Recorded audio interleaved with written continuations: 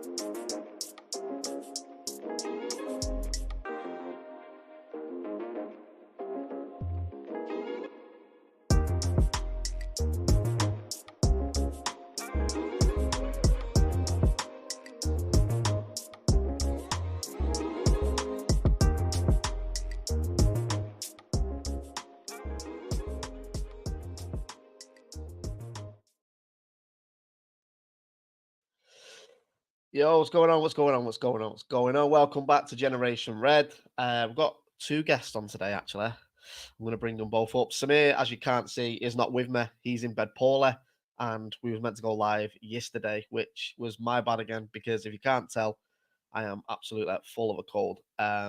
So if I start sneezing or coughing my guts up on this, just have to bear with me. It's just part of living in Salford in July and having a cold, which is something I never thought I'd say. But here we are. But anyway, I'm going to bring up the first guest. Big fan of this guy's work. I mentioned him last week on the podcast as well. So if you do listen or watch Generation Red, however you take it in, please make sure you do go and check this guy out. The One Up Front podcast with Dana. It's brilliant if you're a Salford fan and you want to listen to more of an in-depth sort of tactical approach to games, which is something I like doing. But obviously, I can't really do that a lot of the time with an 8-year-old. So Danny's podcast is my go-to to take that sort of level of content in. I'm going to bring him up. How you doing, Danny, mate? You okay? I do. Yeah, rocking. Thanks for having me on. No, nice to have you on, mate. It's been.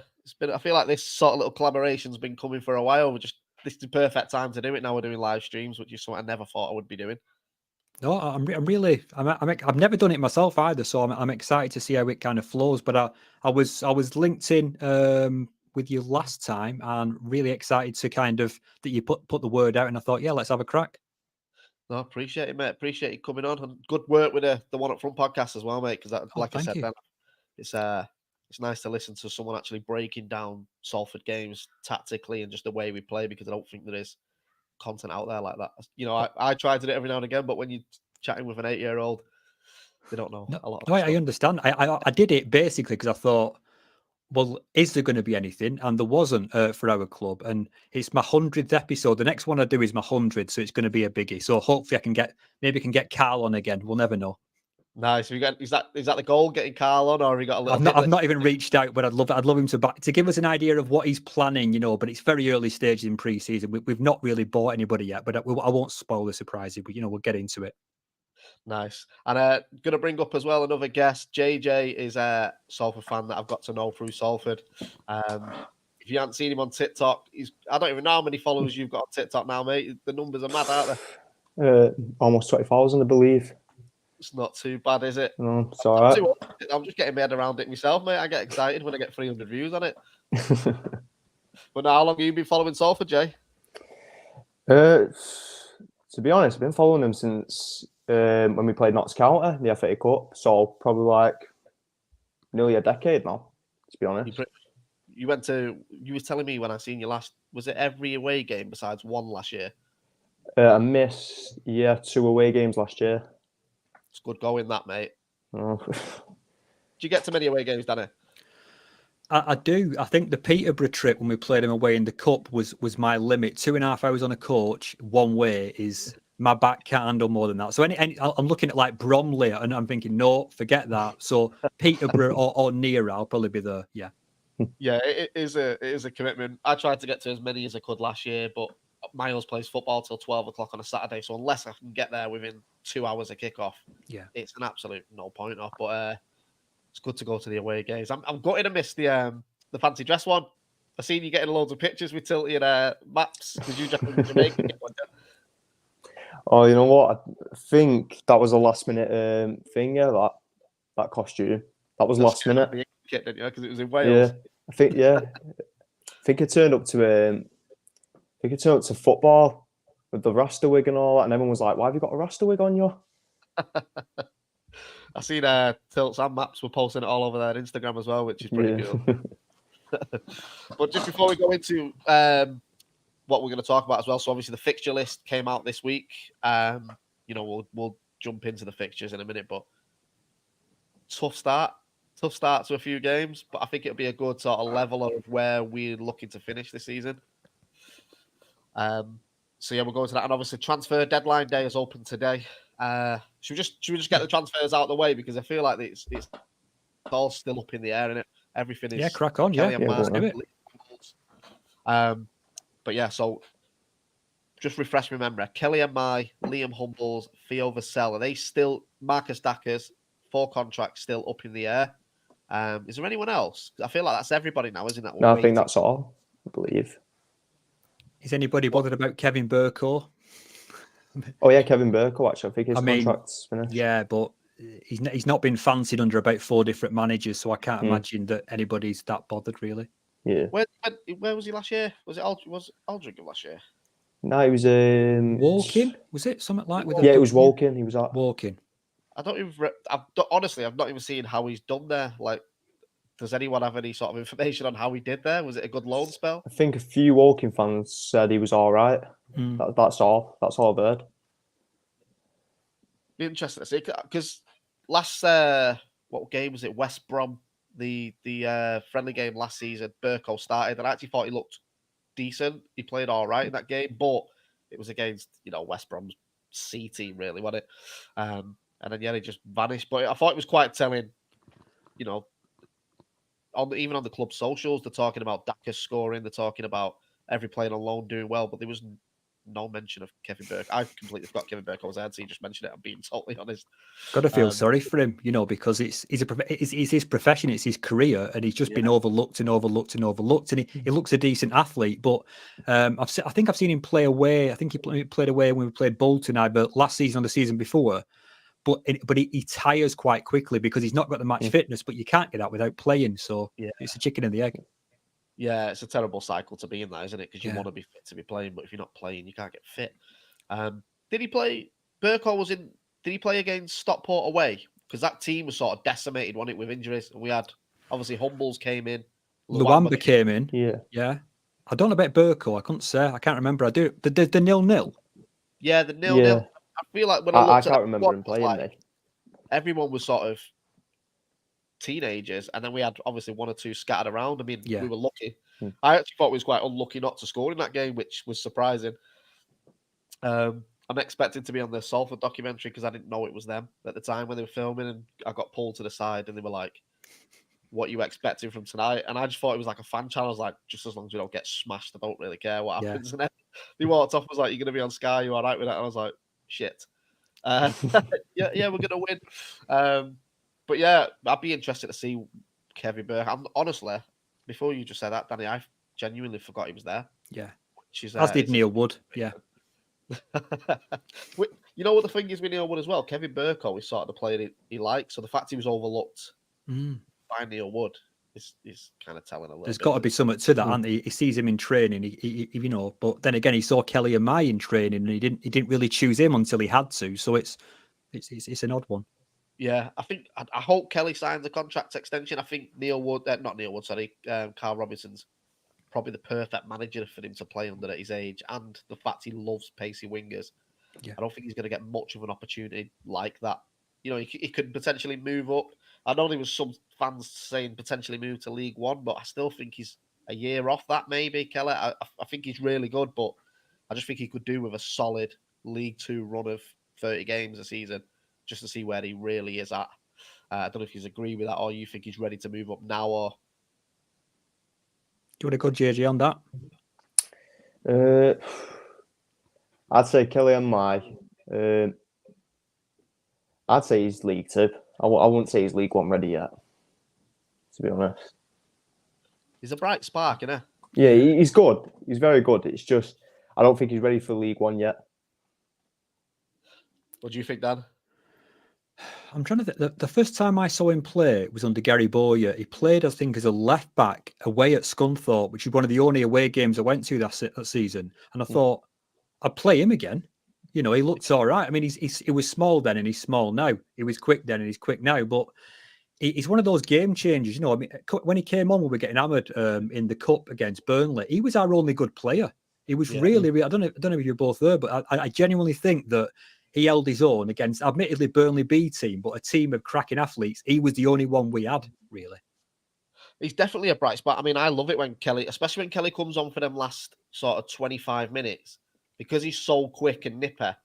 He's almost unplayable against with them defenders when they're tiring. I remember the Wrexham game, and it was just when Bolton had just signed, and he had Bolton in his pocket all game. Cameron's just said there, Burko played at Notts at home and got sent off, which he did, I think. Oh, and then I forgot that. Kelly played left back for the Stockport game. Shouts to Craig. Yeah, that was just a complete mismatch of a team, that wasn't it. But I mean, I hope personally, I don't know what you two think, but I hope Kelly and Mai is announced with a new contract. I just think as well, the fact there's been no talk of him going anywhere makes me think it's done. But we just don't know. That's the frustrating thing, in it. We don't know what is happening.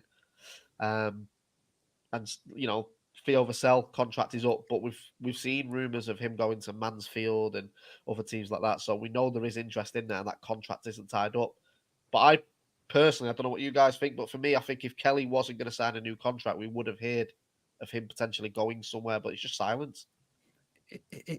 For me, it's crazy. I mean, I swore I saw him in the middle of Manchester a few weeks ago near Salford Central train station, but I wasn't sure, so he passed me by, and I think that was Kelly and Mai. But so at least it was in Manchester that few weeks ago. Yeah. But for me, if we lose out on someone who I think could be worth, I think he could be worth more money than Luamba, no matter what Carl Robinson says. Oh, that £1 million rubbish.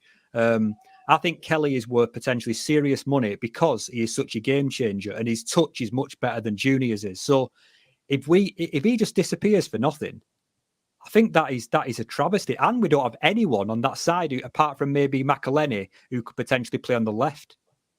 Yeah, no, I agree. I think McElhenney's better when he comes through the centre. I think if Kelly does go, then we do need a left-sided attacking midfielder, which we just don't need to lose him. I mean, I'm hoping he stays. What do you think he's going to stay, Jay? Or I can see him staying. He does look like he enjoys being at the club. Like, you know, even when I've chatted to him when he done his leg, I can't remember what he did, but he done his leg and he had that cast on. He sat about 3 seats down from me with his missus and just watching the game. Was chatting to him and like he's excited to be there. Like I think he loves the fact the fans sing one of our own to him.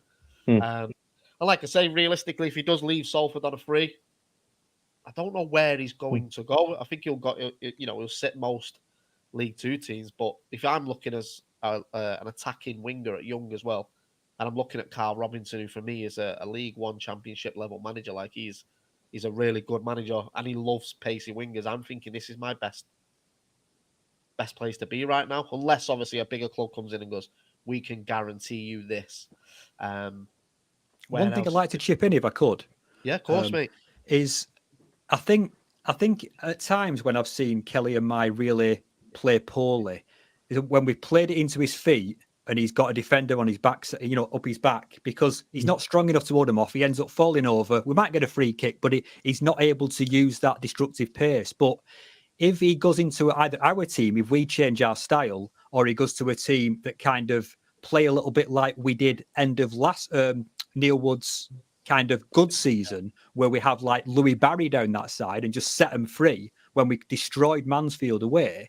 That's what Kelly and Mike can do. So if we can fit him in, brilliant. I hope he stays because I think he's going to be worth money. But if he does go, he needs to go into the right setup tactically without going too much into it. Yeah, no, I agree. I think the way Carl was trying to set it up towards the end of last season, where we had obviously he didn't play as much towards the back end of the season, Kelly, but I think that was more to do with his injury. Yeah. He seems to prefer Junior Luamba on the right hand side. Kelly on the left. It'd be interesting to see if we can get them two playing at the same time, full pace, and Cole Stockton up front. It's quite an interesting 3 point that obviously I still feel like we need a number 10. But regardless of that, like that's for me you said it the other week, Danny, we need athletes, and I feel like them two on either wing are athletes, and they will change games when we need them. But I don't know if you could rely on both of them for 46 games or something a season. Well, with every cup game, it's mental numbers at the minute. Yeah, because if we go away from kind of the Stevie Mallon model of great technician, no mobility, to a kind of red arrows down the wings, that's a big difference to where we were 6 months ago. Yeah, and I think listen to it on your podcast, Dan. Like, Carl, his style of football is that pacey wingers, direct football. And I think if we can get Salford playing like that, I think this transfer window will be telling because it's Carl's first. Yeah. And he's not coming in and having to get rid of Deadwood because it's gone. And a lot of them players like, the good wood's gone as well.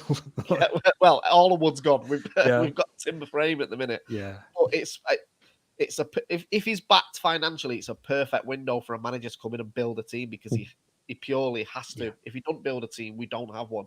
I think I put a tweet out the other day. We've got 5 defenders on the books, and one of them, as much as I love him, Shep, he's injured 90% of the season. Yeah.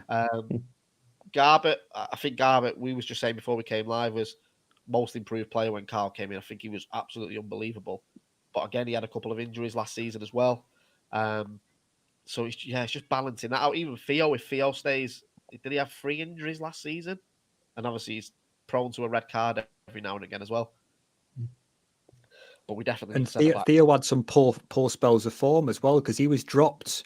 I remember going away to Morecambe and thinking, I think that was the first game he was dropped, but he did have a spell where he just wasn't playing. I think his head had gone. It's like his confidence had just gone to the floor. But then again, most of the team had because Neil Wood, I know you know him personally, but it just felt like he couldn't lift the players anymore. And they have to go no matter who they are, they have to go then. Yeah, no, I agree. It was I said it when Neil got the sack, like it was the right time. I was a big fan of what he did at United. They were unbelievable, the United Academy team that he had. But this is League 2 football, and the reality is you've got to play with what's at your disposal. You can't just force a system and hope it works, which I felt we did. But for me, the worst thing last season was just going a goal down and just blasting it forward to Matt Smith and hoping something happened because we're a better footballing team than that. Even the players we had last year, we had some really good technical footballers that can make something happen, but just blasting it from Cairns, even goal kicks, blast them up to Matt Smith. Matt Smith will get knocked to the ground and then nothing will happen. It was frustrating at times. But when we did play, we played. I still say it now, the Wrexham game, the first half of that Wrexham game, I don't think I've seen us move the ball better than anything. I don't know whether that's because it was a sold-out crowd or what, but, I thought it was going to be on Disney, so they might have been showing off to the cameras or what, but the football was just what we wanted to see all season. It was, yeah. And we just didn't get it. But yeah, just on Kelly, so we don't know where that is. By the way, if anyone's got anything they want us to talk about in the comments, just throw it in as well. Dackers is another one, contract up. From the sounds of it, he did all right. He was at Altrincham one in Dackers. Did he go back to Southend again, though? I think he went back to Southend. Yeah. So he was scoring, though, Dackers. I don't know how many he did score in the end, but I remember seeing I didn't really follow the loan players last year, I'll be totally honest, so I don't really know what was going on. I think I was that frustrated with what Salford were doing. There was a point where I thought we was going to get relegated. So I like Dackers. I think he's a useful player to have in the squad. Is he going to start for Salford? No. Is he even going to be second choice coming on? No.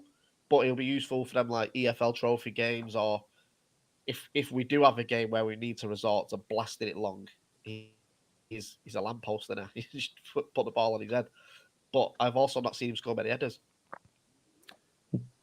One quick thing I'd love to say on Dackers is that I've had, as you know, I have guests on regularly of the opposition teams whoever we face, and specifically against Bolton in whatever competition it was, and also against Notts County, their fans pointed out Dackers, who only came on as sub, I think, in maybe both games, as the biggest threat that we had. So I admit he's not the threat you imagine as someone his size. He's actually better on the floor than you're giving credit for. Because the first time I saw him was, I think, Neil Wood's first season away at Warrington Rylands. And we won about 5 or 6-0. But he just scored one goal, first touch, lovely finish, like really nice feet.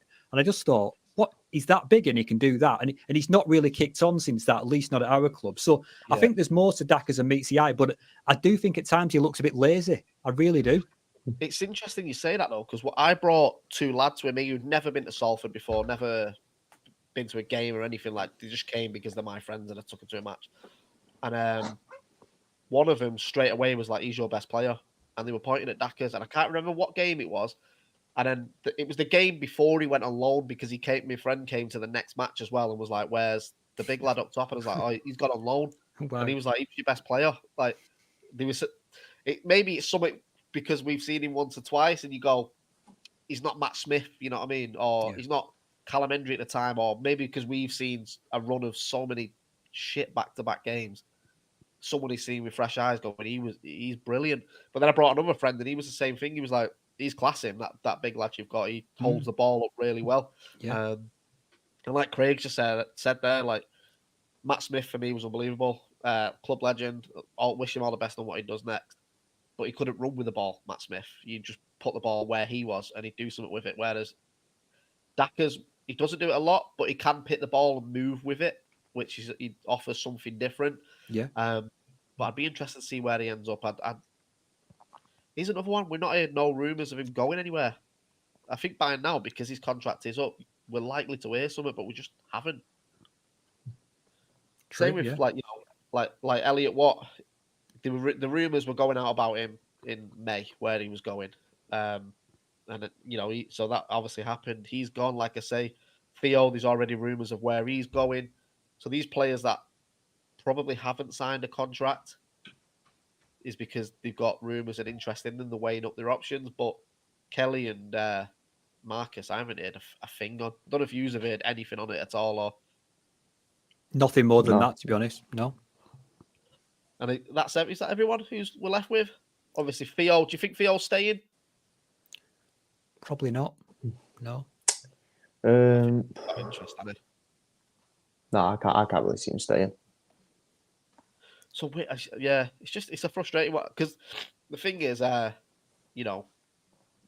transfer windows. I know a lot of clubs have already announced, like for example, Burton Albion seem to have signed half of the EFL, and they were all announced weeks ago. But the difficulty is, you can announce a player, but you can't officially sign a player until today. So there's always that risk of announcing a player, and then he gets a better offer from somewhere and goes there. Yeah. Which I understand why a club like Salford, after last season, we can't do anything stupid this transfer window. I think everything has to be thought out on the way it is. And I said on the last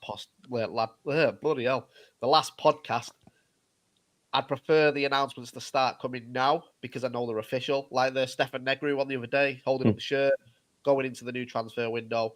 The next week could be Kelly and Myles staying, Theo Vassell staying. Oh, here's a new player. Here's a new player. Then it's a steady stream of excitement building up to this new season that we're going to go into. Just on that point, I just want to mention the Negru and Theo Vassell thing, because everything I'm hearing and what I believe about Stefan Negru is he's coming in to play every game, every single game, because our whole style is going to change. The ball's going to be on the floor as it leaves our penalty area. That's what Stefan Negru can do.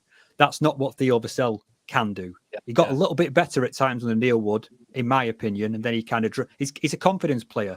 I don't think Theo is hanging around with interest from League One. He's not going to hang around to be a squad player with us. So I think next year Tilt's going to be our bully, and then he's going to be kind of protecting and shielding and mentoring potentially Negru to make him a little bit nastier. So that I think that's going to have a big impact, because we had 2 centre halves last season who were exactly the same, both very physical, both body on defenders, and neither could really pass it. Tilt was slightly better, I think, on that sometimes, but that's how I'd sum it up in terms of the centre back situation. Merriappa's gone to somewhere down. He's gone to Wealdstone. I knew it was a W. Yeah. Yeah, I agree. I think Mariappa, obviously, I had a soft spot for Maps. I thought he was a great player for us. Obviously, he just just because of his age and stuff, he couldn't play back-to-back games. But just like you said, then when Maps was in the team, him and Till or him and Theo weren't the same player. I thought we defended so much better, but Maps could, he could play one game every 2 weeks, really, couldn't he? You just couldn't physically last out games. But I do agree with Negru coming in. From what I've seen of him, and I've got a few friends that are Oxford fans, they're saying the same thing. Like, he's a highly talented player that they've got a lot of hope for.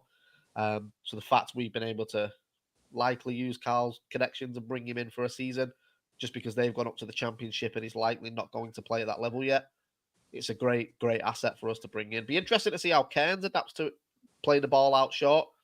Because last season, I felt like a lot of the time he was just directed to blast it up to the halfway line, which isn't great for any goalkeeper because you want to feel like you're a part of the game as well, which, fair play to Cairns. I thought he got a bit of shit last year, but when he was called upon, I thought he played really well, considering the amount of shots he was getting blasted at his goal every game.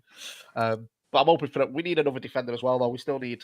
I still think we need a right back. Definitely. I'm hoping Dan Chesters isn't the right back because as much as I No, like, please no.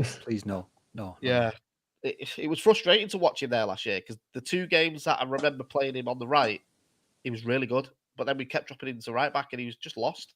So it'd be interesting to see. But again, did the club stick or twist on Shep and think, right, we might get a season out of him here? But from the sound of it, it sounds like his hamstrings have gone. Yeah, it's a shame because potentially he's one of those that he's probably the best crosser we've got, I think, at the club, at least from the right-hand side. And he's quick. He's an attack-minded.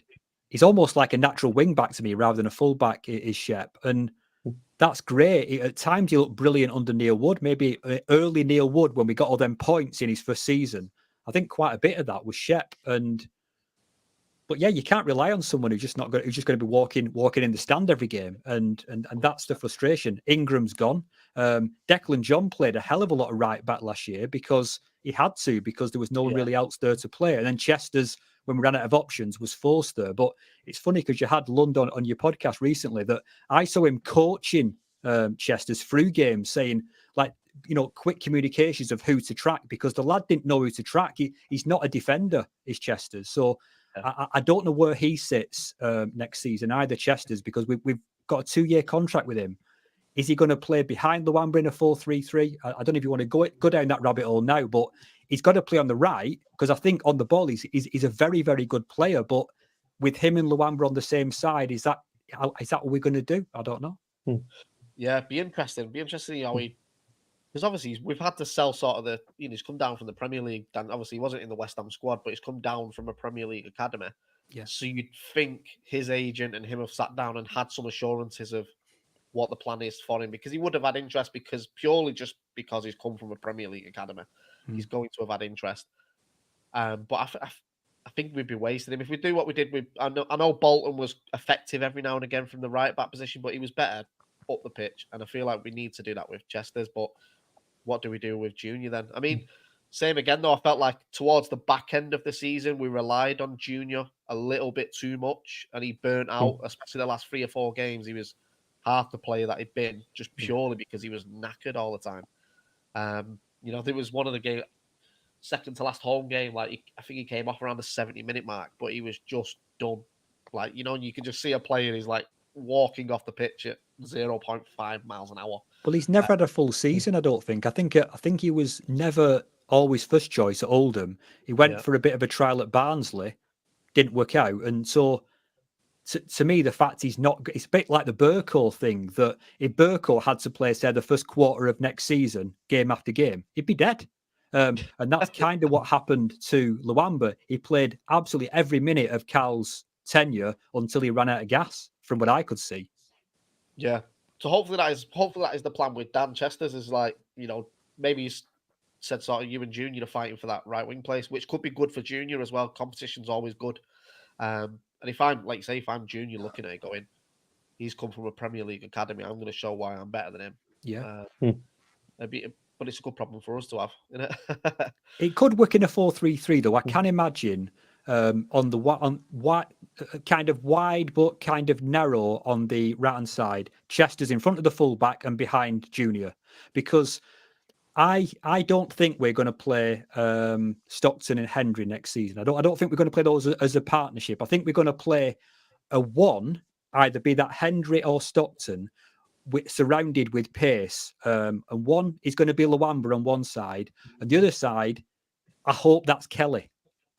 I really do. But at a stretch, because we do have McElhenney under contract, he would be our option on the left, because you can't have a strike force of slow. You can't do that. You can't have Hendry and Stockton together. So I think it'll be some kind of maybe a 3-4-3 or a 4-3-3. That's just my instinct. No, that's good. Have you got any sort of, obviously we was meant to have you on last week, Jay, but you couldn't make the podcast. Have you got any sort of dreams, targets that you would like Salford to bring in this transfer window realistically? Everyone. You know what? I was having a look at that midfielder from, we were rumoured to get him from Halifax. Yeah, Kane Thompson Summers in it. Yeah, honestly, besides Charlie McCann, he's my top centre midfield. Yeah, I was also thinking Charlie McCann as well. Yeah, we definitely need to replace. Yeah, I'd say we need to get one of them in to the midfield. I wonder where that Kane's going to end up, because I did see rumours Salford were interested, but there was clubs all the way up to the top. No. I think Sutton and Fleetwood as well. They were all after him. But he's I don't know if you've watched much Halifax. I only caught little bits here and there, but I was just looking at sort of highlight reels and stats. His stats are insane. But Halifax had a fantastic season, so his stats are always going to look great, aren't they? But the fact you look at some of the League One clubs already looking at a player from, the Vanarama North, then it's something we should be looking at as well. I think I'm hoping Salford go and grab a few decent players and not just a high-profile daft signing just to win. I think them days of Salford are sort of done now. Like, let's go and get the glamorous signing that doesn't work. Like, let's get good players that want to be here. Matty Willock. Do you remember Matty Willock? Oh yeah, I remember Willock. Just drop me out for that one. That was a disgrace. That was a total disgrace for me, because he's got a great name. He's got a great surname. He's got his own clothing brand. Well, but don't go on our pitch. You know what I mean? So that was and also, what was he called? Harmim Diote. I think he's done all right since, but he was terrible when he was here. Like Brandon at the time was quite inconsistent, but he was trying and finding his feet. But Ote was a waste of time, absolutely awful. So, and they were signed because I think they had some kind of higher league pedigree, like you're saying. And forget that now. It's about.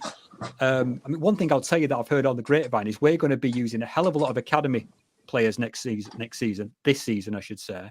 Yeah. And that's probably, one, it's a budget thing, but two, we're not in a rush to buy these people. I know it's only just open, but there's been the odd rumour. A lot of these players we've talked about are going to leave us. So I think it's going to be a threadbare squad plus academy. That's what I hear from one of the sponsors anyway. Yeah, I could see that. I did say that on the last podcast as well. Like, I feel like this part of this rebuild is going to be 4 or 5 signings, and the rest of it's going to be like, Kyrie Mitchell, I thought he looked really good when he played, but he is only just turned 17, I think. I think so. But again, even speaking to when we did the Lundy podcast, like off camera, he was saying how good Kyrie is. Like, he's going to be one of the top players. But again, with the season we had last year, it's going to be frustrating. It's easy doing it when you've got a team that's winning every week, and then you're breading these players in. But when you're fighting 19th, 20th in League Two, and you're going, players like Kyrie are going to get the brunt end of it when it's not even their fault. If they're getting people on social media and everything, saying, "Oh, he's shit," and he's shit when he's not. He's 17 playing in League Two. Like, I just hope that doesn't happen, because that can break players that can potentially be good. So we just need, I just can't do another season of being 20th in League Two, losing 5, whatever it was, to Tranmere on Boxing Day. But I feel like if we start this season the way Carl got them playing for that first 7 or 8 games, with good bit of pedigree in there, like I do like the look of this Stefan Negru, but that can't be it. Like, we've got such a thin midfield anyway. I've got a lot of love for Lundy and Ryan Watson, but even back end of last season, obviously Ryan Watson seemed to have a little bit of a rebirth at Salford under Carl towards the back end of the season. Picked him over everybody. Lundy was sort of struggling for minutes at the back end of the season. But we need someone to fill out that Elliot Watt position. I don't feel like we've got anyone. I mean, Simon Ashley was sort of, I thought that would be him, but I don't know. I don't even know where he is. It was a heart position, apparently, wasn't it? Still in the gym, yeah. I think I keep seeing on WhatsApp people sending me pictures of like someone hidden behind a piece of exercise equipment taking a picture of Osama Ashley or something, you know. So he's working out. He's physically capable of actually exercising, but whether he's going to be match fit, I don't know. And one thing I noticed as well is that he was never played in his natural position by Neil Wood. Neil Wood always had him in the opposition's half rather than our half. He wasn't playing him as a DM because I suppose he thought, well, our team, our metronome is Elliot Watt. He's the person who's going to distribute it, drop beneath the back four and pass the ball out. So I think if Osama actually does anything next season, and I think he can, that's just got to be classed as a bonus. That's like a Shep bonus to me. Yeah. I said this on last week. Like, it'll look like a new signing if he comes back and plays like he was at Colchester. Yeah. Because when we announced him last year, I thought he was going to be, like you say, Carl, bring him into that DM role to free Elliot Watt up. I thought that's what he was signed for. But then he got injured. Elliot Watt got injured. And then we was playing with, I might as well have had a kit on in centre mid. It just got a bit mad, didn't it? But be interested to see where we go. Should we get into the fixtures anyway? Rock and roll, yeah. Go. So we've got, we'll just quickly touch on sort of the pre-season fixtures. I'll bring them up on here just so everyone can see them. So we've got Crusaders over in Belfast. Is anybody going to that? Yeah, definitely. Me and my wife are going. Definitely. Was meant to. You're not going, Jay? No, I can't go now. No worries. I'll be there, so I'll see you there, Dan. Okay. I'm working over in Belfast on the Saturday, so I might as well stay for the extra half a day and go and see Salford versus the Crusaders. But I think this will be a nice chance to look at a few of the players. I think Cole Stockton's going to be there. I seen him training the other day, so it's nice just to get a look at him. And then we've got Bamber Bridge away. A lot of away games this pre-season. We've got is it 2 home games tops? Preston stays away there, but that's at home. Bamber Bridge the next day. FC United, Altrincham away, Warrington away the next day, Everton at home, Preston North End at home, and then Rochdale away. I'm looking forward to the Everton game though. It's going to be. I keep hearing it's going to be a massive crowd because they've given a massive portion of the ground away to Everton. But just in terms of looking at how many games we've got, say a Tuesday and Wednesday or a Friday and Saturday, I was thinking, some of these are going to be B team games. But did you see on the website today that the Salford City 11 have got their own fixtures, which are on the same dates most of the time anyway? So I think the real kids, like the kids, will actually be playing the Salford City 11, and then it'll be probably 45 minutes for the top pros. And then maybe some of the B teamers will be playing the second half, and they'll play over 2 games. No, definitely. Because when I see the FC United, for the first couple, like Bamber Bridge, FC United that were announced, and I see them back-to-back days, and I was like, surely they're not going to play the first 11. It'll be a B team one. But as you say, they put that post out today, and you start going, oh, right. We haven't got 3 teams, you know what I mean? Get your kit on, JJ, mate. We'll be playing 45 minutes.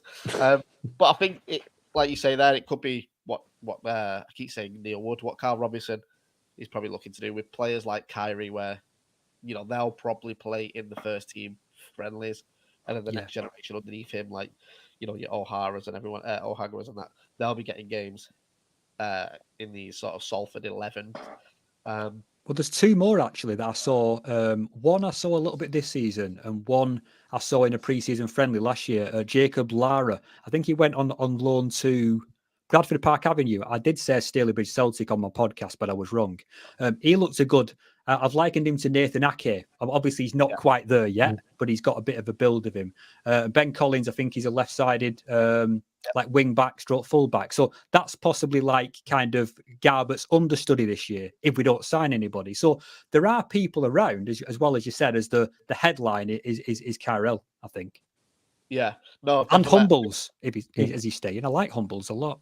Yeah, I was a fan of Humbles last year. I think he got found out once or twice in a couple of games, but that's going to happen at that age. You're playing against big physical, especially in the position he plays. You're going to get found out as a I don't want to say a kid, but a kid coming into a men's game. But he did some of the games he came in. He was really influential in what was like. He scored the last minute goal as well in one of them. Swindon.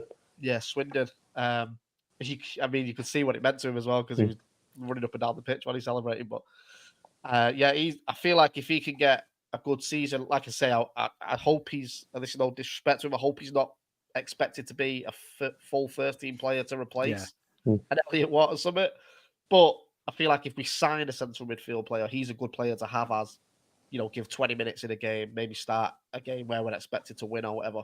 But he did look lively.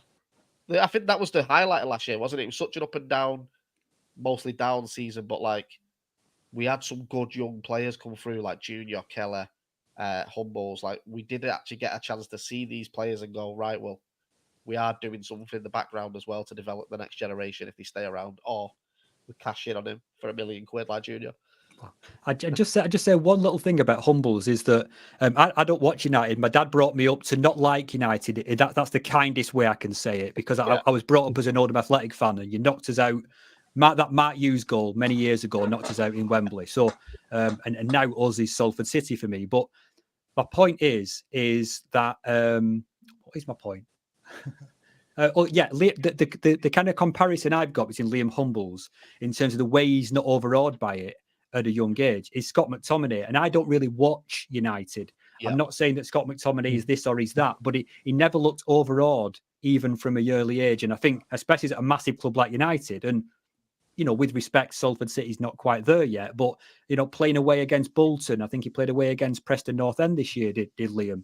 He didn't look out of place to me. He held his own and he looked calm. Yeah, no, 100%. I agree with that. It was Preston, wasn't it? That was the penalty shootout game, if I remember rightly. So, yeah. I thought he was brilliant. Honestly, I thought, like I say, there was once or twice where I thought he got found out a little bit. But as I say, that is going to happen. The best players in the world get found out at 18, 19 coming into men's football. Yeah. But I think it'll be a good season for Liam, especially if he signs this new contract, which I think he will do. Like we say, with these rumours going around that he's already done. True. So it'll be nice to have him in the squad this year, and I think he will play more games this year than he did last year, purely down to depth of squad we've got. But yeah, I still definitely think, besides a centre back, I still think we need another one, regardless of Stefan Negru or not. But we have to have a centre midfielder come in. I think that's the biggest place we'll get found out this year if we don't have one. Unless Simon Ashley comes back and he's the Colchester of Simon Ashley, and we turn it on. But I still think we're lacking, like you say, Stevie Mallon, good technician. Elliot Watt, we've lost. We're still lacking, for me, that bit of creativity in the centre of the park. We've just not got. And as I say, I absolutely love London. If you've not seen the podcast, it's out now on the channel. But London's a proper passion merchant for me. I love that in a football player. And Watson came alive the back end of the season, putting some really good, consistent back-to-back performances. But we just need the athlete in the middle who's going to dictate the pace of the game, which we don't have. Kane Summers would be great. So it's. Are you excited for the season after the way last season finished? I'm proper looking forward to it. I know I'm a proper deluded Salford fan. I was saying all last year we're going to turn it around and have a playoff run. But I just feel like it's going to be a good one. I don't know why. What's your predictions for it? We'll go into the fixtures for the start of the season. Go on, JJ. Happy for you to take that one. I thought you both rolled. No. You know what? I can see us halfway through the season being around I'm going to say 12th, 11th or 12th. And then I can see us towards the end of the season being around playoffs under Carl Robinson. Wow. That's that. I tell you what, I would love to think that, and I don't have any information any different than anyone else. I just look at the fact of where we finished last season, and I look at the fact we lost our top assist person and our top goal scorer, and haven't really replaced it. We don't know what Stockton's going to do yet, and we've got and I've just said we've not replaced anyone in centre midfield yet. I think we're going to be lower mid-table with quite a young team, potentially relegation candidates again. I don't want us to be, but I think this is the first season where hopefully the board are saying to the manager, forget promotion. We're not going to let that be out on the website or in the news or on BBC Radio Manchester, but you're not going to get sacked, Carl, if you don't get us into the playoff spots, because I think that's what Neil Wood always felt. That's what Gary Bowyer always felt, and that was always the pressure that's kind of had a big turnover. So I think it's almost a bit of a rebuild year or a rebuild 2 years. So that I'm not actually, as long as we stay up, I'm not that bothered about where we finish, as long as I can see us moving. We've got a definite plan and we're moving in the right direction, ideally with some good youngsters. I'm going to say playoffs. Bloody hell. Sorry, someone's got to say it. I'm still excited, but I'm just not excited for the same reasons. That's all. It's just, it's which way you look at it. Mate, yeah. I think just going into that I think the start of the season is going to be very telling for how this season's going to play out, especially the fixture list that came out. It's a tough first couple of games. But again, it's a way for us to get them out of the way. And if we pick up a couple of points here and there, then good start to the season. We could quite easily be 0 points after 5 games, but we don't want to say that. But I'll just get the fixtures up now. Just 1 second. So we've got first. So I was going to do the first 5 games, but obviously the Carabao Cup's in there, and I just wanted to. I've duplicated Fleetwood on there as well. That's what you call rushing. But Port Vale at home. Port Vale have just been relegated from League One. Port Vale's one of them for me. They've got a decent squad, but it feels like a couple of them are jumping ship. Obviously because they've been relegated as well. Tough game. What do you think? Have you got any thoughts on that about being at home? I was going to ask JJ what did he think of Laurent Tollage when he was with us, because he's now the big signing for Port Vale. Oh yeah, I remember Laurent. I remember we always used to play him out of position every time. I seen him play, he'd always play out of position a bit. Yeah, he would, and he'd get pushed off the ball a lot, wouldn't he? I remember him kind of always slipping and sliding like he was on an ice rink. But apparently he's beefed up a lot from what I've been told, and he's like a proper man now rather than a kid when we loaned him from Brighton. And I think last season when he was at Aldershot, he scored how many goals was it now? I know it was 25. 25 goals. I know. Crazy. And then obviously at Salford, I think he only got just 1 goal. That 1 goal against Bradford. That was so good. It's such a good goal though. But I know, very good goal. Yeah. So it'd be an interesting game, Port Vale. Yeah. I think if we could pick up 3 points. I mean, it's a tough ask, but pick up 3 points against Port Vale to start the season off. Be a good marker to set down the sort of flag and say, look, we're there. Especially because they've just been relegated. But, I thought that last year when we beat the 2 teams that came down last year with Forest Green within the first couple of games, and then I went to pot shortly after it, didn't it? But just straight up the back of that, obviously 3 days later, we've got Doncaster, Carabao. I think it's a winnable game. I would have preferred to win a bit better for the first round, but it is what it is. It's a winnable game, isn't it? I've heard they've made quite a few good signings, Doncaster. I don't keep my nose to the ground too much on transfers that aren't involving Salford, but I've heard they've got a few, maybe not eye-catching and eye-watering like prices, but they've scouted and bought really well, Doncaster. So who knows if it's going to be a full team or not, because Carabao sometimes isn't. Yeah, I'd love a good Carabao. I think we had a good run last year with the Carabao. It was probably the only bit of exciting bit we had last year was the run we had in the Carabao Cup. I mean, it's when you get Burnley and Leeds, you're thinking we're going to go out there, but it's them little magic moments like that where you go, this is why I come every week, because this is football. Like, as cheesy as that sounds, but it's especially the season we had. Like the feeling last year of beating Leeds on a penalty shootout was one of the best feelings I've had in football for a long time. Just purely on the fact it was not expected. The team was playing out absolutely. That's all we want to see as Salford fans, I think, is just give everything on the pitch. And that's what that game felt like. I don't know if you agree with that.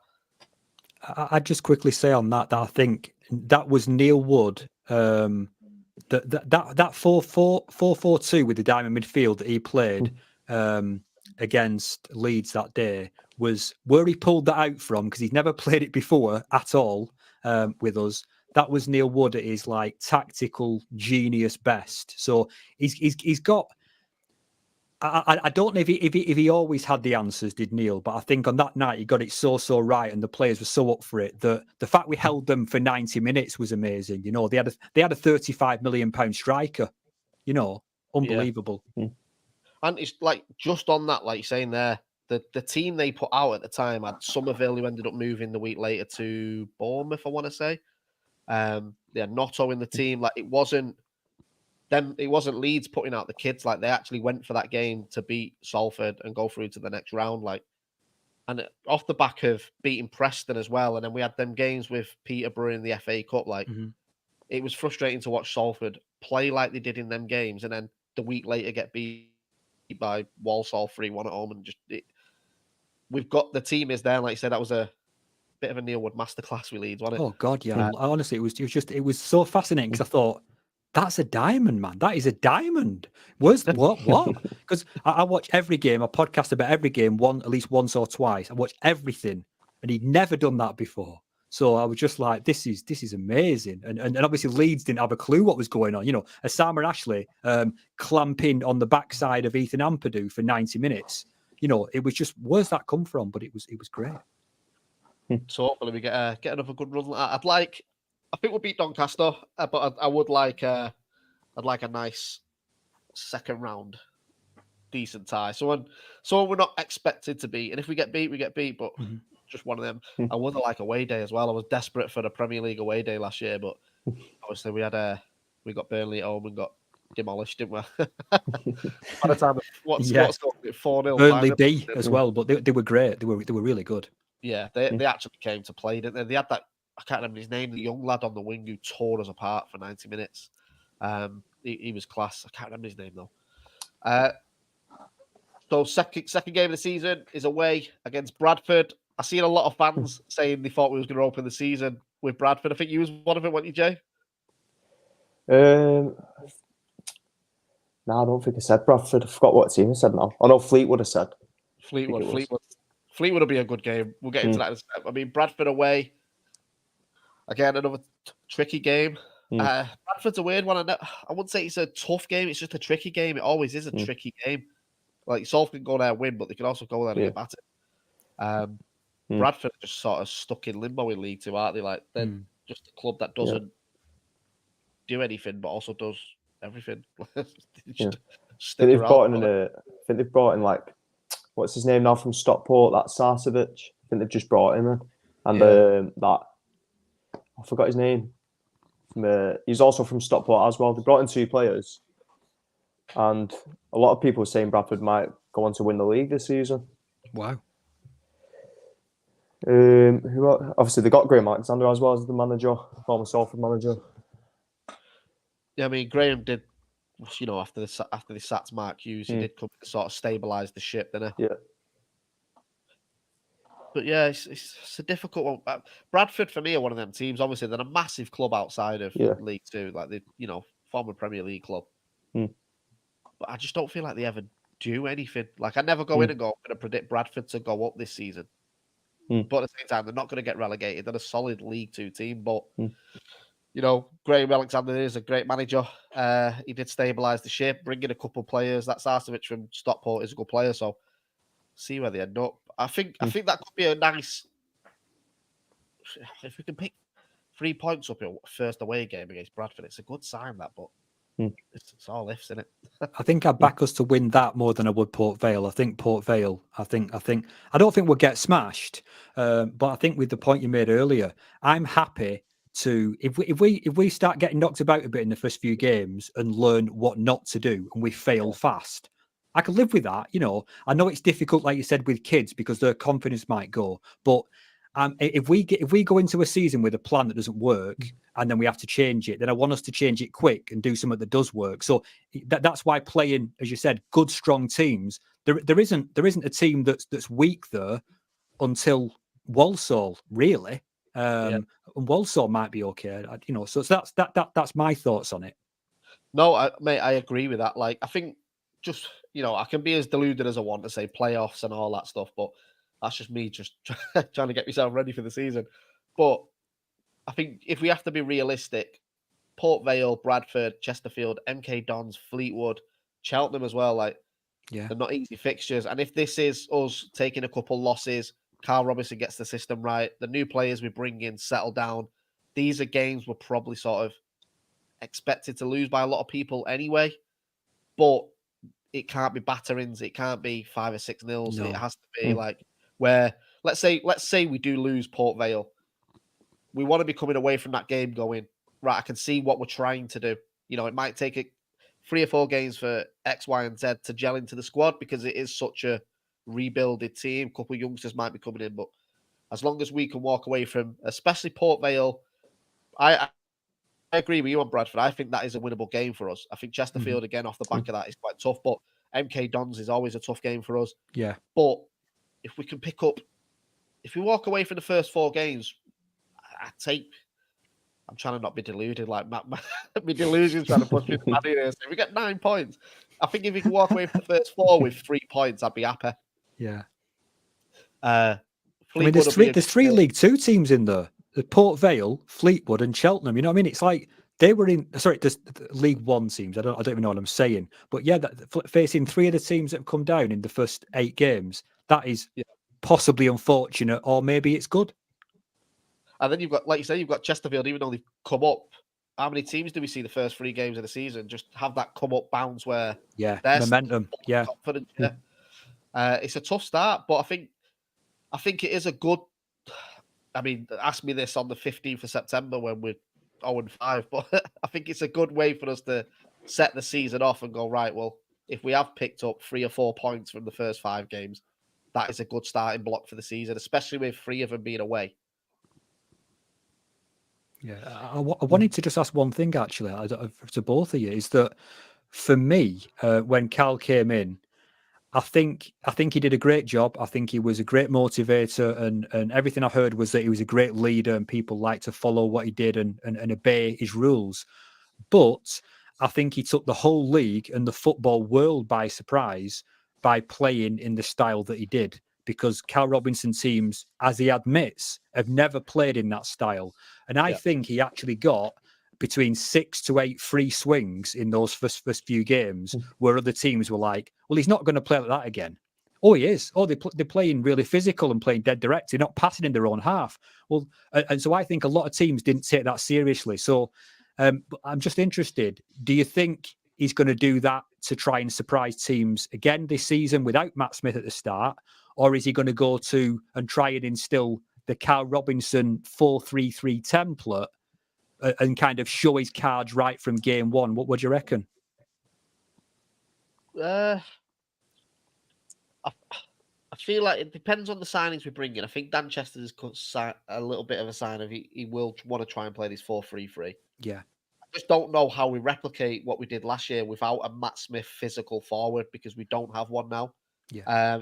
Dackers has obviously got the height, but he's not got the physicality to his game. So it would be, I mean, Cole Stockton, from what I've seen of him, isn't that sort of player either. He likes to receive the ball. Yeah. I can see more of a 4-3-3. I think it'll be very telling with the next few signings. I hope there is some, but the next few signings of who we are going to bring in. I think if he brings in an athletic central midfield player who can be a bit more box to box, if Osama Ashley comes in, that'll give him the defensive option. Then the 4-3-3 will work if we get them players in. But I just don't want to get to the 10th of August and we've not got them options, and it is purely just who can we fit into what slots, which is what it sort of felt like towards the back end of Neil Wood's tenure, just purely on injuries. Like it was sort of right, you're fit, can you play there? Yeah. So I think great pre-season, bring in a couple more players. I mean, we have to, but I think it'll be very telling. I would like to see Carl Robinson's 4-3-3 in League Two. Though I think if we can get that right, it's the sort of football fans love to watch anyway. But I think the long ball up to Matt Smith just got tiring last year, especially because we were losing back-to-back games. It was just a bit more of a not again. Yeah. Don't know if you agree, Jay. Yeah, I agree. It's difficult though, isn't it? Because we've got to sort of go back to the realistic side of it. Like the League Two football, sometimes that has to work. That just blast it long and get a goal in the last few minutes. But when you are losing back-to-back games, sort of a head roll and just do something. Just put the ball on the pitch. But yeah, I mean, How do you see it starting off, Danny? Do you think he is going to go 4-3-3? It's funny because last season, I don't even know if I said it in my own podcast, but I feel like I felt very definite about it that Luke Bolton didn't fit us going into, because I was looking at how we looked in pre-season last year, and he was playing one half as a back three, second half as a back four, and we looked far better as a back three. And I thought, if we're going to play a lot of back three, where the hell do you play Luke Bolton? And it turned out we didn't have anywhere to play him, because we played him at wing back, we played him at this, we played him at that. I think I saw him in centre midfield one day, and then so it was, and I kind of see that. I keep talking about that right-sided conundrum of Chesters and Luamba, that it's not the same position. They can coexist. For a start, we haven't got three centre backs, so I don't think we're going to start the season with a back three. But I said that, but I actually think that as an overlapping centre back, I'm sure Garbett can do that, because he's great going upfield, isn't he? He's got. But he's also probably more valuable as a high-playing wing-back to get the ball into the box, as you know, because I don't know if Stockton's a big header of the ball, but we can probably do that. But I do think that from everything I've heard, Carl is not the most adaptable of managers. So he did what he had to do in combination with his advice from Sam Allardyce last season: play it to the big man and don't make any mistakes in your own half. And he's got that out of his system now. He's got rid of the target man kind of burden around his neck. And I think next year he will go back to what he knows. But I just keep thinking he's going to sign a pacey striker, because Junior Luamba, I don't know if you were at the fans forum, but I did ask him, could he play Junior as a solo striker? And he laughed. He said no. He said, that's no offence to Junior, but that's not going to happen. He's not got the attributes to do it. He's got to be a wide. He's got to be out there pushing his weight onto people. So that's why I think, unless the only pace, and I think you've said it yourself, is that the only pace we've got up front, actually in the centre, is Conor McElhenney. That's it for that I see. No, I agree. Conor looked really. I mean, I'm a fan of Conor anyway, but I think he looked good under Carl Robinson, especially the back end of the season when he came in. Tracking back. Never seen it before. Tracking back, and then when he was winning the ball, he was going up the pitch with the ball, which is something we've just not seen for a minute, especially when, you know, Callum Hendry had that big long injury. I thought we massively lacked him at that time of just getting the ball and doing something creative with it. I think the next few transfers that we do see coming will be very telling of the style of football we're going to see. You know, if we see a Peter Crouch sign, then we know we're going to the big man up top and see where we end. But it would be nice to see someone exciting with just a bit of pace and someone who can change a game with the ball. I'm hoping this Charlie McCann rumour is true. I can't see him coming to Salford. I think he will likely go to League One again. I think he was expecting to stay in League One, but obviously Forest Green got relegated and he stuck it out. But I feel like that's the sort of player we could do with, just to open up a few other players. Even Watson, I thought Ryan Watson was back end of last season under Carl Robinson. He looked a different player. He was getting forward with the ball. One thing he was doing, which I thought we lacked massively last year, was shooting from outside the box. Like, he was just having an effort. Whereas there was times last season it was purely put the ball on Matt Smith's head. If that don't work, we don't know what to do. Like, it's just kick it home. Whereas Callum Hendry does it a lot, which is why I like Callum Hendry, is he'll pick the ball up. He's not afraid to have a shot, make something happen. We need more of that as well. Under Gary Bowyer, I'll just pick up on that Ryan Watson at certain times was playing the Frank Lampard late joining midfield, almost like Matty Lund was describing his role, the late joining run. But I think Ryan's shooting is better than Matty's. I think Matty Lund is great in the air for his size, you know what I mean, and for his stature. He's so good at heading in corners and free kicks and that. But I do think Ryan Watson is underrated as almost that kind of Lampard. He's got a better shot than I think any of our other midfielders. Because did Elliot Watt ever even score apart from a corner that actually went in? That was it, I think. Was it not?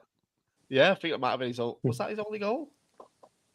He got 15 assists the season before, but I don't know about goals. Yeah, I don't remember him scoring, Elliot. No, that was his only goal, I think. Yeah. What a bad goal to sign off with, though, was it? From the corner. But no, yeah, I think more of that from Ryan Watson this year would be great. Because, like you say, just sometimes you need that, especially when the game's 0-0 or, you know, we're down 1-0 and we're trying to run the ball into the box. Like, just have a go, because it can go anywhere. Just on what you said with London, and like, the Warsaw game that he was talking about, like, you know, that goal came out of just hitting it. Like, just have a go. It hit the defender, went in, and we won 3-2 last minute of the game. But that only happens if you do that. And I think Ryan Watson just turned that on towards the back end of last year. It was exciting when as fans, you want to see some exciting, even if it don't go in. The amount of times I remember the back end of last season, like we was hitting the crossbar and the post almost ridiculous amount of times, and you're thinking one of these have got to go in. But 4 or 5 games before that, we weren't even shooting. Like we were getting to half times with 0 shots on target, but it was like just do something, just make something happen. Just let me ask this, right? It's about shooting. Now, Louis Berry, when he was with us, right? Louis Berry shot a hell of a lot, like joke shots. And I when he left us, I thought this guy is absolutely. I'm not going to miss him. He's quite fast. No, I didn't expect him to do what he did at Stockport. Did either of you pick Louis Berry as someone who was capable of destroying the league before he got injured, based on what you saw at Salford? No, really. No. It was lively at Salford, but he never looked like a game changer, did he? He was just a young player who looked like he had a ceiling. He looked like he'd not reached his ceiling, but he wasn't going to do that. It was one of them when he went to All Stockport. the game, I think it was, yeah. Yeah, it was like watching him at Stockport.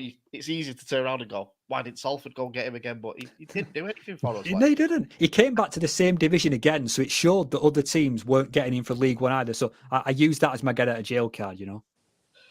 And it's purely down to management as well. Like, you know, we'll see players now that might have struggled under Neil Wood getting a chance under someone like Carl Robinson because of his style of play. Kelly and Myles, prime example. I feel like he will be, if he does sign the contract, I feel like he will be a massive part of our season this year. And that'll purely be down to the fact the manager prefers his style of play. Same with Julian Nwamba. But it'll be interesting. I don't know how true it is, but a friend of mine who works in football has basically just told me that Liam Humble's contract isn't expired. That's good. a myth. He's still under contract with the club, so I'll do a bit of digging on that to find out how true it is. But if that's true, I'm very, very happy with that because I feel like he's one of them where we've had a big chat on Humbles, but I feel like he's as a sort of rotation player, he'll do really well for us. Liam Humbles, I was very impressed with him. I just want to put one other thing in if I can, and this is not just to us. This is for every Salford fan watching this. Right, this is from. Please fill in the gaps if I don't cover someone. But this is the last. This is our transfer business recently, not just this close season. We've loaned Ethan Ingram and Declan John on deadline day, which was start of the season, I suppose, but the end of the transfer window. Jez Davis and Dan Chesters. Robbie, and then unless I'm missing someone, Robbie Cleary from Canada, total punt on a Canadian youngster who nobody knows anything about, apart from that he went to the same academy as some players who've gone to the German league and worth quite a lot of money. Stefan Negro on loan and Cole Stockton. For me, there's only one man in that, and that's Cole Stockton. The rest of them, I would say, apart from Ingram and John, Declan John was an older professional, but the rest of them are kids. And I just don't want, again, it's just my thinking that I don't want loads of Salford fans thinking the big signings are coming, lads. I don't think they are. I don't think they're coming. Look at what's happened, and some of those signings have been under. I mean, these signings recently are under Carl Robinson because he had a little bit of the transfer windows to play with, I think, and the only ones we got were Jez and Dan. So that's just. I just think that don't hold out for a hero because what we've got might be all we have for the time being. No, I get that. Like you say, the recent track record of signings doesn't. It's a two-sided coin, though, isn't it? Because just a little bit early, we were sort of saying like, let's just avoid the big name signing just because he's a big name signing. Like, let's go and get actual footballers. Just going back on what you said, Jay. Like, for example, someone like that, Kane Thompson-Summers, he's playing in the Vanarama North. He's playing at Halifax. He's not going to be a shiny sticker signing, but he's a great footballer. What we need. Charlie McCann's probably a bit more high profile because he's been at Rangers and Man United, but still, we're not signing him going, he's the saviour of Salford season. There's still more that is required there. But I do agree with what you're saying there, Dan. Like, track record is 18, 19-year-old players at the moment who are needing first team minutes rather than wanting to come play for Salford. Obviously, but not Bolton, but Declan John fell out with the manager at Bolton. He had to move on deadline day and ended up at Salford. I do like him. I did like Declan John. I thought he tailed off towards the back end. But he's, I think JJ's quit. He's left us. But yeah, I feel like we do. Cole Stockton is, what's Cole Stockton, 31, I want to say. 30, 31? I think he's at least 30, yeah. So, I mean, obviously he's a very well-experienced EFL player. Got a lot of games under his belt, a lot of goals under his belt. But yeah, I think if we go and sign a couple of players that have been around the EFL, got the experience in, they don't have to be amazing profile players that are going to sell shirts. Like, let's just... United are in the same sort of boat. I've been saying this for a couple of years as a United fan. Like, let's stop going to sign the Casemiros and just sign the players we need, because it's not... sometimes it's a bit... you know what I mean? You might have the shiny sticker on the pitch, but if you lose it, he becomes the target of the abuse then. Well, I think Real Madrid, I was talking to my pal, I don't keep up with European football much, but he was telling me that Real Madrid have gone away from the Galacticos signings now. I know they've just bought Jude Bellingham, so, you know, it's not like they're kind of not buying the already proven players, but it seems they're signing players on the younger end, the more promising end, you know, the Camavingas and people like that, the Vinicius Juniors, that not the ones who are, you know, when Pogba came back, I mean, it was a total disaster. It just happens, you know. Yeah. I liked him as a player in Italy, but they were, as you said, looking at it as a business rather than as a team. And I think we need to look at it on a different scale as what are we trying to do? Are we believing in a project that Carl Robinson is building or not? Because you've been around Carl and I've been around him a little bit. Can you imagine saying no to him? You know, if Carl said to you, I want this player and I want, you know, otherwise my team's not going to work. And it seems either he's not said that or he's understood that can't happen because of the financial situation. So, because you cannot get a manager with a more winning attitude and probably more demanding, at least of his players, than Carl. So I'm just so surprised that, no offense to Jez Davis, I've never seen the guy play. I don't know if he can play. That if that's all we could get, him and Dan Chester's, I was shocked that that's all that Carl was allowed in the last transfer window before this one. Yeah, I mean, you'd think, just looking at the way the team is now with the amount of players that have left, and not just any players, like high profile, you know, starting 11 players. Yeah. If the only sort of signings we're getting is, and this goes back to what I was saying earlier, like, these are young lads. You can't stick the blame on them if this doesn't work. But at the same time, we were fighting for relegation at one point last season. And that can't happen again, because all that's going to happen is at the end of the season we go, well, they were all rubbish that they brought in when they weren't. They were kids. They're not ready for this level of football yet. Yeah. That's why you sign these Jez Davises and Robbie Clearys to work around your players. Like, from what I gather, that Robbie Clearys is forward, a striker. I don't know how true. I think he can play either side wide, but I think he's classed as a central player. But I sense that he's fast anyway. From what I hear on someone on the Canadian Athletic website, he said he's fast and he's got a good pedigree. But it's Canada. Yeah. No, yeah. Well, when I've done that video about him, there was a couple of comments on there from fans who've watched him from Canada saying you've got a proper player there. But oh wow, again, it's like you're bringing him in, great, but he has to be the understudy for Cole Stockton, because we've got Cole Stockton now. Whereas, you know, you Jez Davis, who is he the understudy of now? Because we've not got Elliot Watt, we've not got Stephen Mallon, we've not got Conor McLennan. Obviously, you've got Lundy, who's also doing the coaching for under 14s as well. So he's able to sort of guide them in a sort of coaching element to it as well. Yeah. But when we are up against the dirt and it's, you know, we've lost 4 or 5 games back to back, you don't want to put the pressure on these lads to go and change our season around. But we're going to have to if we don't have the players to do that. Which is, yeah. So I'm just hoping I think if we can bring in, I'd like to say at least, I mean, obviously we need a second goalkeeper. We've only got Kenzie at the minute. Yeah. But I think if we could bring another 3 minimum outfield players with experience in the EFL, we'll be in a better position than we are. But it'll also be better for the younger lads if we are focusing on the academy development coming through as well, because they're not relying on to be game winners for us. They can get minutes and not have the expectation to be, picking up 3 points away to Tranmere on a Tuesday night, because it's a tough ask at this level. I think League Two as well right now, the quality in it is getting better and better every year. And we've got to keep up with that. I'll tell you one quick thing from my not very illustrious playing career, which is basically five-a-side, right? That when we had a certain player in the team, I thought, we'll be all right, because I know he's good. And he's proved to me that he's really good, and I can believe in him. I can rely on him. They couldn't rely on me, but I could rely on him. So and the difference is, when it's a group of kids who are all thinking, we're playing against a team of Menia, what's going on? Exactly what you're saying, that there's no kind of rock in the middle to be able to kind of steady things, or to be able to believe in. And I think, I think Cal Robinson is the best hype man you're ever going to see. I can imagine in the changing rooms, he's like, whatever he says, it's golden. Whatever he says to him, people are going. Junior Luamba looked a terrible footballer to me before Cal came in. I didn't blame Neil Wood for not playing him. He looked rubbish.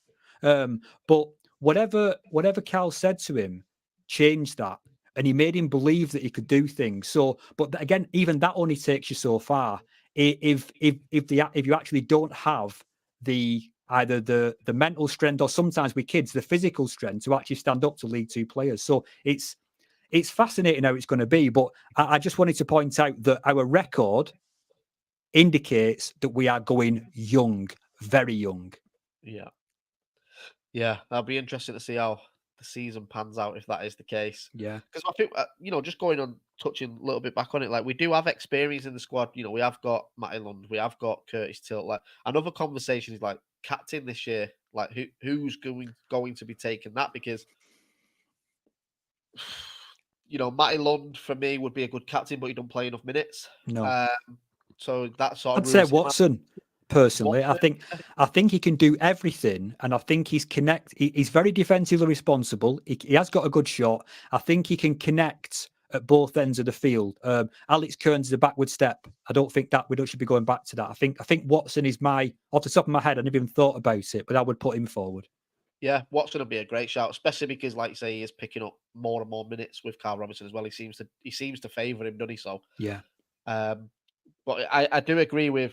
I've never been a fan of your goalkeeper being your captain anyway, regardless of who it is. Even when David De Gea was the Man United captain, like, I was just like, you need someone in the middle of the pitch that can grip the game, get in the referee's face if he needs to. You need that player.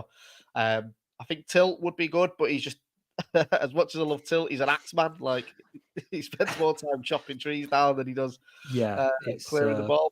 But it would also be a big statement for Carl to bring in his own captain, which I think isn't also off the table, depending on who he could get. Is there a player out there that he sees fit as a captain that he's worked with before, maybe to play that central midfield role? So that would be interesting. But it'd also be interesting to see the dynamics of a dressing room if a lad did come in and was automatically the captain of the team, especially when you've got players like Ryan Watson and Lund who have been around for a couple of years now and know the team as well. Just a mini shout, quick one. Luke Garbett, we've said it, most improved player under Carl. And I would even take it back further. I said on my podcast that from Simon Wiles's first game, Luke Garbett came out of the traps like a bloody dynamo. And I thought, what is it? Where's he been? Admittedly, he'd been in and out of injury, but it looked like, because Carl and I think Simon were such front-footed defenders, and he wanted people right pushing up and pressing. That's where I think that Luke Garbett thrives. He doesn't like to be on the back foot, backing off and jockeying. So as a in the leadership group, or maybe even as a captain candidate, I would, again, off the top of my head, say Luke Garbett maybe. And I never thought I'd said that halfway through last season. I thought he was Bobbins. It's not a bad shout. Even, Garbett, if you look at his career as a whole, he's played at a higher level. Like, he's been around and he's done it. Yeah. I'm actually not too bad at Garbett. He's the thing is Garbett as well is he's very vocal on the pitch, which I also think your captain needs to be. I mean, for me, one of the most vocal players on the pitch is Callum Hendra. But he's more shouting. The ref. Yeah, the ref, yeah. But I'll be interested to see how Callum fits into Carl Robinson's plan. He did seem to pick up more minutes towards the back end of the season once he got his match fitness back. Yeah. I did think we massively missed him last year, just on a creative side, because we didn't have a Stevie Mallon that can switching when he's out. And also just to give Matt Smith a bit of a break. I thought he was really good at doing that. But I'll be interested to see how he plays, because I feel like you said earlier, him and Cole Stockton, I don't know how that works with them. There's no breakaway speed, is there? No. We might get completely surprised that he plays a weird 4-4-2, proper Mike Bassett England manager style. But we'll see where we end up with that. But it'll be interesting. One quick. Sorry, mate. I was just going to say one quick thing about Cole Stockton that I've heard, and you may have heard and probably seen his goals as well. It speaks for itself that Cole Stockton shoots from anywhere. Yeah. And as much as we think, well, where's the goal creation going to be? Where's the assist coming from? Well, Cole Stockton can hit the worldie for you. So, and that's something that really, unless he's, as we said before, playing away at Tranmere, Callum Hendry ain't going to hit you that worldie. Because until Callum gets a goal, I think he looks about 3/4 of the player that he does when he actually scores a goal, because he starts running around the pitch with an extra bit of pace and with a real venom once he's scored. When he hasn't scored, and especially, I think his worst period was under Neil Wood, when he was guaranteed first team football and we were playing poor and he was getting frustrated with everybody. I thought he let himself down a lot with his body language. And I was kind of relieved that Daka's actually got a game or two ahead of him around the time we played some cup games. Luke Bolton got a game ahead of him as a striker in front of Callum Hendry. So I just think Callum Hendry is now second fiddle. Absolutely has to be. Purely because because you need pace around Stockton, and Stockton is the big move. Yeah. Yeah, he's the high-profile signing so far. Yeah, he's the daddy. Season. So, Cole Stockton's one of them as well. Because of the success he's had in EFL, he would have had other opportunities elsewhere. Like, Salford wouldn't have been his only question. So, yeah, he's just, like you say, just knowing football, there's been a conversation that he is going to be the starting striker of this team for this season. Yeah. Which, again, pushes Callum into either that number 10 role where he played a little bit last year, or he's a rotating player with Cole. So that I think that's going to be interesting, because Callum's a big personality as well. Like, he's not. I can't see him being a bench player. I feel like he is. He's he's quite. Yeah, I mean, I know Cal said a lot of things about players, junior and etc. But he said Callum is the best player at the club. But I always feel he says things to get the best out of them for a period. You get to get a bit of a spurt out of somebody, so they do something in the team, because he didn't have many options last year. It was kind of Smith or Hendry or no one else really. So I don't actually think although Callum Hendry's got very, very good technique, I don't think that Callum Hendry was the best player at our club last season. I think that's a bit of a fib on Cal's part, but that's management for you. Yeah, of course it is. Like, just touching on what you said earlier, like, Callum is very much once he's got the bit between his teeth, he's almost unplayable. Like, he knows what he wants, and he has got that bit of magic in him. Like, he will score a goal when we need one. But he definitely does need that sort of bit between his teeth. Whether it's, I noticed it as well with Callum, like, once someone goes in with a hard tackle on him, for the next 10 minutes, he's sort of like chasing every ball down, he's and everything. Yeah. Which you want to see, but obviously that's tiring doing it for 90 minutes. But he did have a bad injury last year. I think it did take, like any footballer, you get a bad injury, it's going to take you a couple of weeks to get your match fitness back. Sure.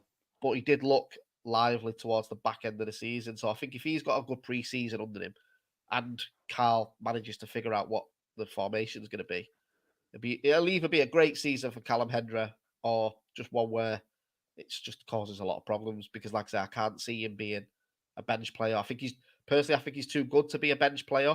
Yeah. Cole Stockton is the marquee signing right now as of 1st of July. Someone's going to get injured.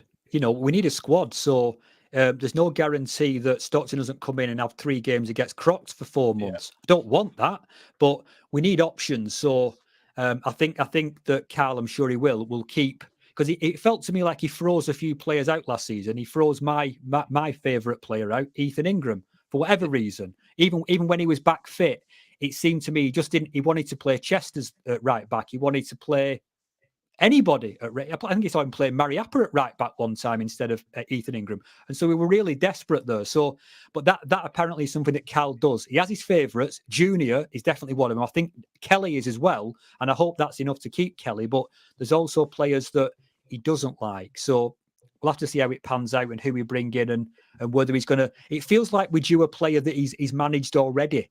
You know what I mean? Yeah, someone from his past.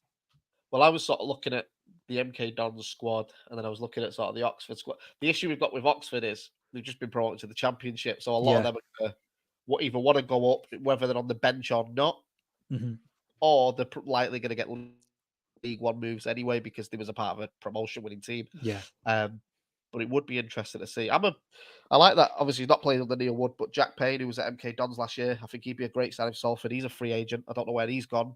Okay. I thought he'd already be signed up for MK Dons, but for some reason it doesn't look like that's happening. But yeah, I feel like if we need a few signings, don't we? A small handful we need, and we'll be all right. Maybe. Yeah, and then bring in Kyra, bring in this. I'm interested to see what Robbie Cleary's about. He looks lively from what I've seen of him. Yeah. I noticed as well once we did announce the signing of him, there was a lot of the younger lads from Salford who were commenting on it, say like buzzing to have you here and stuff. So he must have been in and around, whether it was on trial or what, with a bunch of the young Salford. Right, okay, fair enough.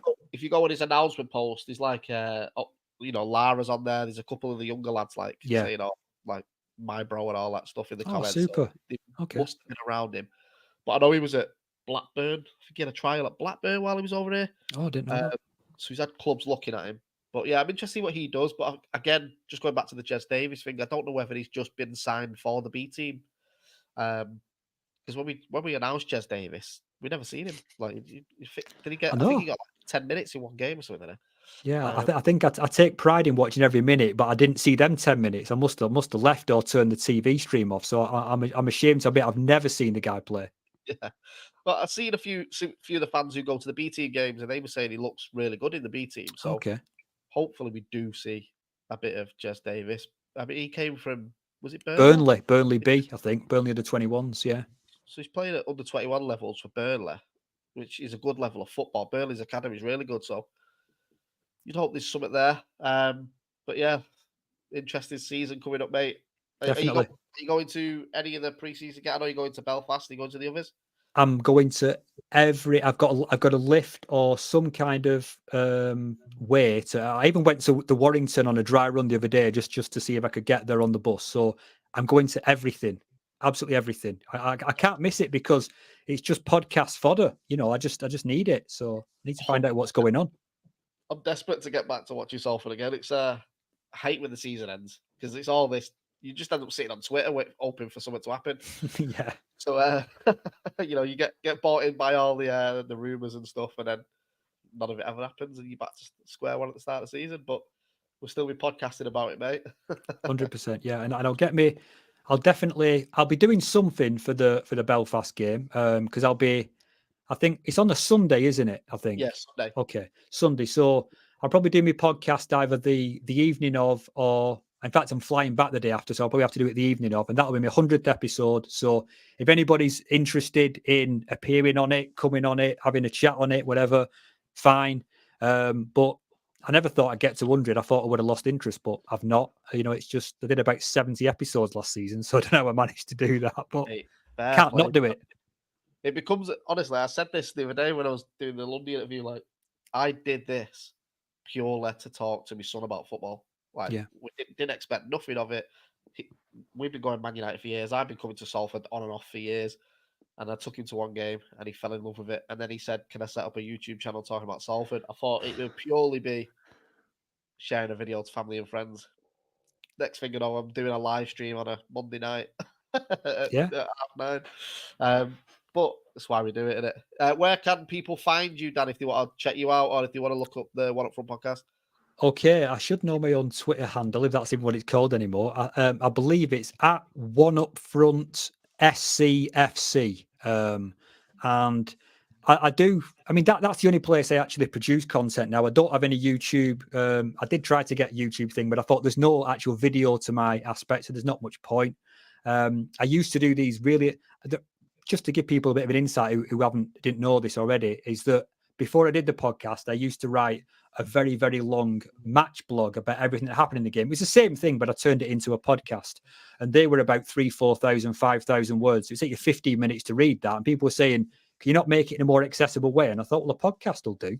But the only content I currently make is the one up front, Salford City podcast, which is on Spotify until Spotify doesn't exist. I'm pretty loyal to Spotify. Perfect. Make sure you go check it out. As I said earlier at the start of the podcast, I start this episode, sorry.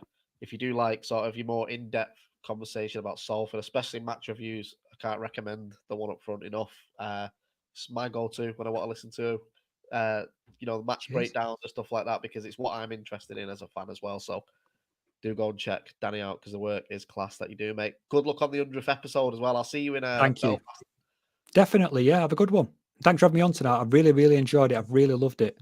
Anytime, mate. Honestly, anytime. I'm going to try and do these for any other fans that are watching as well. Like, I'm going to try and keep up the consistency of this, especially while we are in pre-season. But it's just a good way to chat with Salford fans, because, like you said before we came on air, Danny, like, we see each other at the stadium, but it's always walking out or walking in. Like, yeah. So let's have a bit more of a conversation going forward through the season and see where we end up, mate. Perfect. But look after yourself. Make sure you do go listen to Danny's podcast. If you're not already, click subscribe to Generation Red. And we'll see you at, I was going to say Bamber Bridge then. We'll see you at the Crusaders in Belfast. Crusaders, yeah. Belfast. Cheers, mate. All the best. See you, Luke. Bye now. Cheers, mate, for locking in.